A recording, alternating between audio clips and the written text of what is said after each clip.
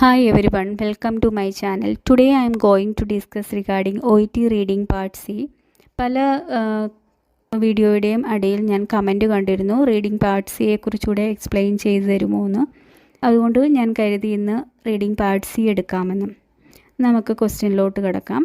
ഇന്ന് ഞാൻ എടുത്തിരിക്കുന്നത് പല മെറ്റീരിയലിലും കാണുന്ന ഒരു ക്വസ്റ്റ്യനാണ്. What point does the writer makes in the third paragraph? അതായത് ഒരു പാരഗ്രാഫ് തന്നിട്ട് ആ പാരഗ്രാഫ് കൊണ്ട് എന്ത് പോയിൻ്റാണ് റൈറ്റർ മേക്ക് ചെയ്യുന്നതെന്നൊരു ക്വസ്റ്റ്യൻ. ഇത് വേറൊരു രീതിയിലും ക്വസ്റ്റ്യൻ ഉണ്ട്. അത് തമ്മിൽ നിങ്ങൾ മിക്സായി പോവരുത്, കൺഫ്യൂസ്ഡായി പോവരുത്. വെച്ചാൽ ഇതെന്ന് പറഞ്ഞാൽ ഈ ക്വസ്റ്റ്യനകത്ത് ചോദിക്കുന്നത് ഒരു പാരഗ്രാഫ് തന്നിട്ട് ആ പാരഗ്രാഫിൽ എന്താണ് റൈറ്റർ മേക്ക് ചെയ്യുന്ന പോയിൻ്റ് എന്നാണ്. ഞാൻ ഉദ്ദേശിച്ച മറ്റേ ക്വസ്റ്റ്യൻ എന്ന് പറഞ്ഞാൽ what point does the writer make about drinking coffee, അതായത് എബൌട്ട് ഡ്രിങ്കിങ് കോഫി. അപ്പം നമ്മൾ കോൺസെൻട്രേറ്റ് ചെയ്യേണ്ടത് എബൌട്ടിന് ശേഷമുള്ള ഡ്രിങ്കിങ് കോഫി, എബൌട്ടിന് ശേഷമുള്ള വേർഡ് ആയിരിക്കണം. ആ വേർഡ് എവിടെയാണോ നമ്മുടെ പാരഗ്രാഫിൽ തന്നിരിക്കുന്നത് അവിടെ നമ്മൾ കോൺസെൻട്രേറ്റ് ചെയ്ത് എന്താണോ അതിനെപ്പറ്റി പറഞ്ഞിരിക്കുന്നത് ആ വേർഡിനെ പറ്റി വേർഡ് അല്ലെങ്കിൽ ഒരു ഫ്രേസിനെ പറ്റി എന്താണോ അവിടെ പറഞ്ഞിരിക്കുന്നത് അതിൻ്റെ ആൻസർ ആയിരിക്കണം നമ്മൾ കണ്ടുപിടിക്കേണ്ടത്. ഇതെന്ന് പറഞ്ഞാൽ ഒരു പാരഗ്രാഫ് തന്നിട്ട് ആ പാരഗ്രാഫ് ഫുള്ള് കൊണ്ട് എന്താണ് ഉദ്ദേശിക്കുന്നത് എന്നാണ് ചോദിക്കുന്നത്. അപ്പോൾ ഇത് രണ്ടും തമ്മിൽ കൺഫ്യൂസ് ആവരുത്. ഇതിന് രണ്ടിനും രണ്ട് രീതിയിലാണ് നമ്മൾ ആൻസർ സെലക്ട് ചെയ്യുന്നത്. പോയിൻറ്റ് മേക്ക് എബൌട്ട് എന്ന് പറഞ്ഞ് തരുവാണെങ്കിൽ ആ എബൌട്ടിന് ശേഷം വരുന്ന വേർഡിനെ കോൺസെൻട്രേറ്റ് ചെയ്ത് നമ്മുടെ പാരഗ്രാഫിൽ നിന്ന് ആൻസർ എടുക്കണം. അതല്ല തേർഡ് പാരഗ്രാഫിൽ എന്താണ് റൈറ്റർ മേക്ക് ചെയ്യുന്ന പോയിൻ്റ് എന്ന് പറഞ്ഞാൽ ആ പാരഗ്രാഫ് ഫുള്ള് വായിച്ചിട്ട് അതുകൊണ്ട് എന്താണ് ഉദ്ദേശിക്കുന്നത് എന്നാണ് നമ്മൾ ആൻസറായിട്ട് ചൂസ് ചെയ്യേണ്ടത്. ഇനി നമുക്ക് ക്വസ്റ്റ്യനിലോട്ട് കിടക്കാം. What point does the writer make in the third paragraph? ഇങ്ങനെയുള്ള ഒരു ക്വസ്റ്റ്യൻ കിട്ടിക്കഴിഞ്ഞാൽ നമ്മുടെ ആൻസർ വരുന്നത് മിക്കവാറും മോസ്റ്റ്ലി നമ്മുടെ ലാസ്റ്റ് സെൻറ്റൻസുകളിലായിരിക്കും നമുക്ക് ആൻസർ കിട്ടുക. ഇതെന്ന് പറഞ്ഞാൽ ഒരു 1-2 സിനാരിയോസൊക്കെ ആദ്യം പറയും, റൈറ്റർ പറയും. അത് കഴിഞ്ഞിട്ട് ഇതുകൊണ്ടൊക്കെ ഞാൻ എന്താണ് ഉദ്ദേശിക്കുന്നതെന്ന് വെച്ചാൽ അതെന്താണെന്ന് ലാസ്റ്റ് പറയും. അങ്ങനെയാണ് സാധാരണ കാണുന്നത്. അതായത് 2-3 സിനാരിയോ, ഇന്നടത്ത് ഇങ്ങനെയാണോ വേറൊരിടത്ത് ഇങ്ങനെയൊക്കെ ആണെങ്കിലും ഇതാണ് എന്നുള്ള ഒരു രീതിയിൽ നമ്മുടെ ലാസ്റ്റിലായിരിക്കും അതിൻ്റെ ആൻസേഴ്സ് കണ്ടുവരുന്നത്. ഇത് എല്ലായിടത്തും പ്രാവർത്തികമാകണമെന്നില്ല, എങ്കിലും മോസ്റ്റ്ലി കാണുന്ന ഒരു കാര്യമാണ് ഞാൻ പറഞ്ഞത്. പിന്നെ റീഡിങ്ങിൻ്റെ യഥാർത്ഥത്തിലുള്ള ടിപ്പെന്ന് പറഞ്ഞാൽ നമ്മൾ കൂടുതൽ റീഡ് ചെയ്ത് നമുക്കതിനെ കോംപ്രിഹെൻഡ് ചെയ്യാനുള്ള ഒരു കഴിവുണ്ടാക്കിയെടുക്കുക എന്നുള്ളതാണ് ഇതിനകത്ത് ഏറ്റവും വലിയ ടിപ്പെന്ന് പറയുന്നത്. നമുക്ക് എത്ര ടിപ്പ് അറിയാമെന്ന് പറഞ്ഞാലും അത് നമുക്ക് പ്രയോഗിക്കണമെന്നുണ്ടെങ്കിൽ അതിനുള്ള ഒരു വായിച്ച് മനസ്സിലാക്കാനുള്ളൊരു കഴിവ് നമുക്കുണ്ടെങ്കിൽ നമുക്ക് ആ ടിപ്പ് യൂസ് ചെയ്യാൻ പറ്റത്തുള്ളൂ. അതുകൊണ്ട് എല്ലാവരോടും എനിക്ക് പറയാനുള്ള ഒരു കാര്യം, നിങ്ങൾ റീഡിങ് എബിലിറ്റി കൂട്ടുക. നിങ്ങൾക്കിപ്പോൾ റിസോഴ്സസ് കുറവാണെന്നുണ്ടെങ്കിൽ നിങ്ങൾക്ക് അറ്റ്ലീസ്റ്റ് ഒരു 13 മെറ്റീരിയൽസ് എങ്കിലും കാണും. അപ്പോൾ ആ മെറ്റീരിയൽസിൻ്റെ പാർട്ട് സി എടുക്കുക. ഒരു സി പാർട്ട് എടുത്താൽ മതി. അതെടുത്ത് നിങ്ങൾ രാവിലെ ഒന്ന് റീഡ് ചെയ്യുക. ക്വസ്റ്റ്യൻ നോക്കണ്ട, ആൻസർ ഓപ്ഷൻ നോക്കണ്ട, ഒന്നും വേണ്ട. ജസ്റ്റ് നിങ്ങളൊന്ന് റീഡ് ചെയ്യുക. റീഡ് ചെയ്യുമ്പോൾ നിങ്ങൾക്ക് അറിയാൻ വയ്യാത്ത വേർഡ്സോ ഫ്രേസസോ ഉണ്ടെങ്കിൽ അതിൻ്റെ സിനോണിംസ് കണ്ടുപിടിച്ചിട്ട് എഴുതി വെക്കുക. ഡെയിലി നിങ്ങൾ അടുത്ത ദിവസം വായിക്കുന്നതിന് മുമ്പായിട്ട് പ്രീവിയസ് ഡേയിൽ എഴുതിയത് നിങ്ങളൊന്ന് ഗോ ത്രൂ ചെയ്യുക. അപ്പം നിങ്ങളുടെ മൈൻഡിൽ അത് രജിസ്റ്റർ ആവും. അതുപോലെ തന്നെ നിങ്ങൾ സ്പീക്കിങ്ങിന് നിങ്ങൾക്ക് ഇതിനകത്തുനിന്ന് ഏതെങ്കിലും വേർഡ്സ് യൂസ് ചെയ്യാനുള്ള ഒരു അവസരം കിട്ടുവാണെങ്കിൽ ആ വേർഡ്സുകൾ യൂസ് ചെയ്യുക. അപ്പോൾ നിങ്ങളുടെ ബ്രെയിനിൽ അത് രജിസ്റ്റർ ആവും. നിങ്ങൾ പിന്നെ മറന്നു പോവില്ല. കാണാതെ പഠിച്ചു കഴിഞ്ഞാൽ നിങ്ങളിപ്പോൾ 2-3 ദിവസം നിങ്ങൾ ഓർത്തിരിക്കും. 4-ാമത്തെ ദിവസം ആകുമ്പോഴത്തേക്ക് നിങ്ങൾ ഈ വേർഡ്സൊക്കെ മറക്കും. അപ്പം നിങ്ങൾ ഡെയിലി ഇതൊന്ന് വായിക്കുക. അതുപോലെ തന്നെ സ്പീക്കിങ്ങിൽ യൂസ് ചെയ്യുക. അപ്പം നിങ്ങളുടെ മനസ്സിൽ ഈ വേർഡ്സ് ഉണ്ടായിരിക്കും. ഇനി നമുക്ക് മെറ്റീരിയലിലോട്ട് കടക്കാം. അപ്പോൾ ഇന്നത്തെ question, what point does the writer makes in the third paragraph? ഈ തേർഡ് പാരഗ്രാഫിൽ എന്താണ് റൈറ്റർ മേക്ക് ചെയ്യുന്നത് എന്നാണ് ചോദ്യം. നമ്മുടെ പാരഗ്രാഫിലോട്ട് പോകാം. In recent time poor communication including lack of empathetic and caring behaviours has resulted in an increasing number of complaints against health professionals in Australia. ഇവിടെ എന്താണ് പറയുന്നത്? അടുത്ത കാലത്തായിട്ട് പുവർ കമ്മ്യൂണിക്കേഷൻ, അതിനകത്ത് എന്തൊക്കെയാണ് including lack of empathetic and caring behaviours has resulted in. അപ്പം ഇത് poor കമ്മ്യൂണിക്കേഷൻ്റെ ഫലമായിട്ട് ഓസ്ട്രേലിയയിലെ ഹെൽത്ത് പ്രൊഫഷണൽസിന് എഗെയിൻസ്റ്റ് ആയിട്ടുള്ള കംപ്ലയിൻസ് കൂടുന്നുണ്ട് എന്നാണ് പറയുന്നത്. ഹെൽത്ത് കെയർ പ്രൊഫഷണൽസിൻ്റെ കമ്മ്യൂണിക്കേഷൻ പ്രോബ്ലത്തെ പറ്റിയാണ് അവിടെ പറയുന്നത്. റീസെൻ്റ് ടൈമായിട്ട് ഓസ്ട്രേലിയയിലെ കാര്യമാണ് ഇവിടെ പറഞ്ഞത്. റീസെൻ്റായിട്ട് ഓസ്ട്രേലിയയിലെ ഹെൽത്ത് കെയർ പ്രൊഫഷണൽസിന് എഗെയിൻസ്റ്റ് ആയിട്ടുള്ള കംപ്ലയിൻസ് കൂടി വരുന്നു എന്നാണ് പറയുന്നത്.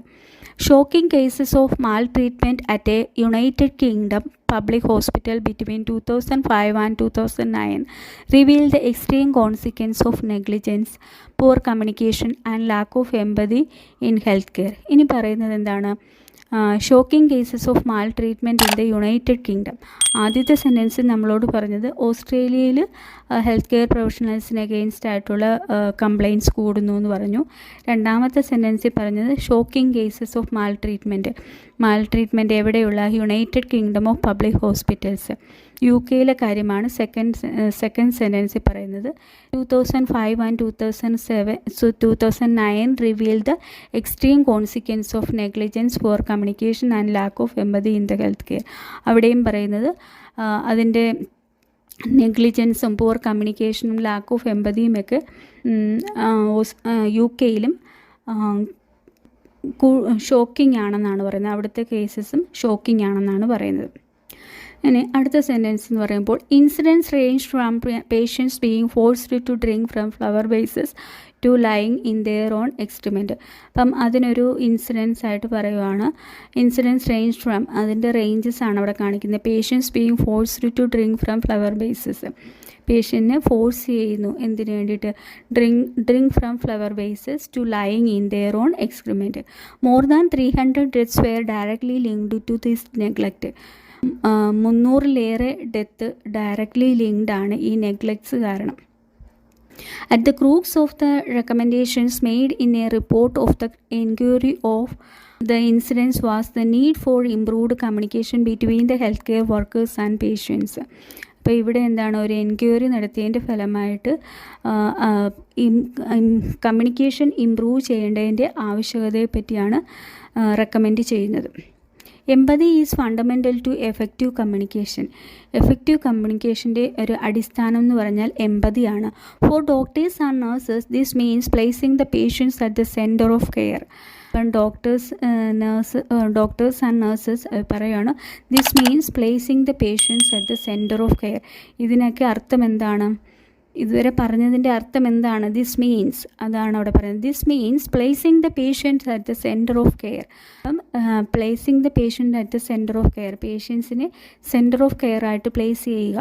This skill leads to increased level of satisfaction not only in the patient but also the doctors and nurses. Importantly it is also associated with improved patient outcome. അപ്പോൾ ഇവിടെ പറയുന്നത് എമ്പതിയാണ് ഇതിൻ്റെ fundamental എന്ന് കമ്മ്യൂണിക്കേഷൻ്റെ ഫണ്ടമെൻ്റൽ എന്ന് പറയുന്നത്. Doctors and nurses this means placing the patients at the centre of care. പേഷ്യൻറ്റിനെ centre of care ആയിട്ട് place ചെയ്യുക. ഇത് എന്തിലോട്ട് നയിക്കുന്നു? Increased level of satisfaction. പേഷ്യൻറ്റിനെ സെൻറ്റർ ഓഫ് കെയർ ആയിട്ട് വെക്കുമ്പോൾ അത് എന്തിലോട്ട് നയിക്കുന്നു? പേഷ്യൻ്റ് സാറ്റിസ്ഫാക്ഷൻ ലെവൽ കൂട്ടുന്നു. പേഷ്യൻറ്റിനെ മാത്രമല്ല, not only in the patient but also the doctors and nurses. കൂടാതെ ആരുടെയൊക്കെയാണ്? ഡോക്ടേഴ്സിൻ്റെയും നഴ്സസിൻ്റെയും എല്ലാം സാറ്റിസ്ഫാക്ഷൻ ലെവൽ കൂട്ടുന്നതെന്നാണ് പറയുന്നത്. ഇമ്പോർട്ടൻ്റ്ലി, അപ്പം എന്താണ് പ്രധാനമായിട്ടും എന്താണ്? It is also associated with improved patient outcome. പേഷ്യൻ്റെ സാറ്റിസ്ഫാക്ഷൻ കൂട്ടുന്നു, ഡോക്ടേഴ്സിൻ്റെ നഴ്സസിൻ്റെ സാറ്റിസ്ഫാക്ഷൻ കൂട്ടുന്നു. ഇതെല്ലാം കൂടാതെ പ്രധാനമായിട്ടുള്ള കാര്യം എന്ന് പറഞ്ഞാൽ പേഷ്യൻസിൻ്റെ ഔട്ട്കം ഇംപ്രൂവ് ചെയ്യാൻ സഹായിക്കുന്നു എന്നാണ് പറയുന്നത്. അപ്പം നമുക്കൊരു ആൻസറിലോട്ട് നമ്മുടെ മനസ്സിൽ എത്തുന്നുണ്ടല്ലേ. ഇനി നമുക്ക് ആൻസർ ഓപ്ഷൻസ് നോക്കാം. The situation is worse in the UK than in Australia. ഇത് കാണുമ്പോൾ നിങ്ങൾക്ക് തോന്നാം UK കാര്യവും ഇവിടെ പറഞ്ഞിട്ടുണ്ട്, ഓസ്ട്രേലിയയിലെ കാര്യവും പറഞ്ഞിട്ടുണ്ട്. പക്ഷേ ഇവിടെ ഒരു കമ്പാരിസൺ ഇല്ല, ഇല്ലേ? UK കൂടുതലാണെന്നോ ഓസ്ട്രേലിയയിലാണ് കൂടുതലെന്നോ അങ്ങനെ ഒരു കമ്പയർ ചെയ്ത് ഇവിടെ പറയുന്നില്ല. അപ്പം നമുക്ക് A ഓപ്ഷൻ എലിമിനേറ്റ് ചെയ്യാം. UK സിറ്റുവേഷനും പറയുന്നുണ്ട്, ഓസ്ട്രേലിയയിലെ സിറ്റുവേഷനും പറയുന്നുണ്ട്. എന്നാൽ ഇവ തമ്മിൽ കമ്പയർ ചെയ്യുന്നില്ല. UK കൂടുതലെന്നോ ഓസ്ട്രേലിയയിലാണ് കൂടുതലെന്നോ ഇവിടെ പറയുന്നില്ല. അപ്പോൾ നമുക്ക് എ ഓപ്ഷൻ എലിമിനേറ്റ് ചെയ്യാം. ഇനി നമ്മൾ ബിയിലോട്ട് നോക്കുന്നു. The need for increased patient safety monitoring is clear. അപ്പം ഇവിടെ പേഷ്യൻറ്റ് സേഫ്റ്റി മോണിറ്ററിങ്ങിനെ പറ്റി എന്തെങ്കിലും പറയുന്നുണ്ടോ? അത് കൂടേണ്ടതിൻ്റെ കാര്യം വല്ലതും പറയുന്നുണ്ടോ? ഇല്ല, സേഫ്റ്റി മോണിറ്ററിങ്ങിൻ്റെ കാര്യമൊന്നും ഇവിടെ നമ്മളോട് പറയുന്നില്ല. അപ്പോൾ ആൻസർ ഓപ്ഷൻ ബിയും നമുക്ക് എലിമിനേറ്റ് ചെയ്യാം. ഇനി സിയിലോട്ട് വരുമ്പോൾ the clinical skills of the health care professionals has decreased. ഇവിടെ അങ്ങനെ എന്തെങ്കിലും പറയുന്നുണ്ടോ? Clinical skill of the health care professionals has decreased, അതും ഇവിടെ പറയുന്നില്ല അല്ലേ. ക്ലിനിക്കൽ സ്കിൽ ഇമ്പ്രൂവ് ചെയ്യുന്നതിൻ്റെ കാര്യമോ അല്ലെങ്കിൽ കുറഞ്ഞതിൻ്റെ കാര്യമോ ഒന്നും ഇവിടെ പറയുന്നില്ല. ക്ലിനിക്കൽ സ്കില്ലിൻ്റെ കാര്യം പറയുന്നില്ല, അവരുടെ കമ്മ്യൂണിക്കേഷൻ സ്കില്ലിൻ്റെ കാര്യം പറയുന്നുണ്ട്. പക്ഷേ ക്ലിനിക്കൽ സ്കില്ല്, അതായത് പെർഫോമൻസ് എങ്ങനെയാണോ അല്ലെങ്കിൽ അത് കുറയുന്നു എന്നൊന്നും നമ്മളോട് ഇവിടെ പറയുന്നില്ല. അപ്പം ആൻസർ ഓപ്ഷൻ സിയും നമുക്ക് എലിമിനേറ്റ് ചെയ്യാം.